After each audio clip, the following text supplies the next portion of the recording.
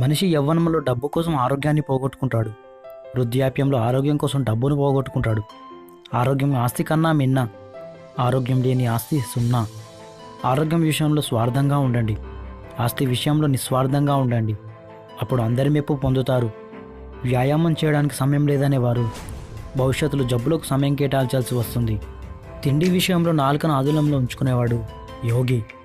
నాలుకను అనుసరించేవాడు భోగి. నాలుకకు బానిసైనవాడు రోగి. డబ్బు సంపాదించవచ్చు, నిద్ర సంపాదించలేము. పుస్తకాన్ని కొనవచ్చు, జ్ఞానాన్ని కొనలేము. మందులను కొనవచ్చు, ఆరోగ్యాన్ని కొనలేము.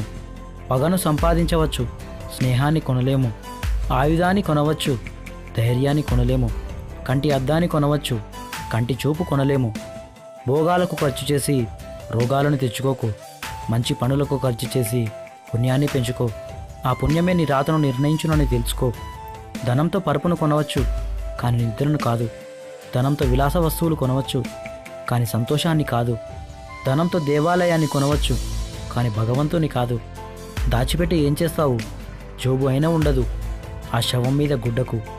ప్రపంచానికి తాను చేసిన మేలే మానవుడికి నిజమైన సంపద. ఎంత సంపాదించామన్నది ముఖ్యం కాదు, ఎన్ని మంచి పనులు చేశామన్నదే ముఖ్యం. ఇతరులకు కష్టం కలిగించడం ఎంత పాపమో, ఇంకొకరి కష్టం తీర్చడం కూడా అంతే పుణ్యం. జీవితంలో ఈ ముగ్గురిని దరికి రానివ్వకు. నీకు విలువ ఇవ్వని వారని, నిన్ను చూసి ఈర్ష్యపడేవారిని, మనల్ని అర్థం చేసుకోకుండా మన గురించి ఇతరులకు చెడుగా చెప్పేవారిని. జీవితంలో ఇద్దరు మిత్రులను మాత్రం సంపాదించుకో. ఒకరు శ్రీకృష్ణుడు లాంటివాడు. నీకోసం యుద్ధం చేయలేకపోవచ్చు, కానీ ఖచ్చితంగా విజయాన్ని అయితే అందిస్తాడు. ఇంకొకరు కర్ణుడు లాంటివాడు.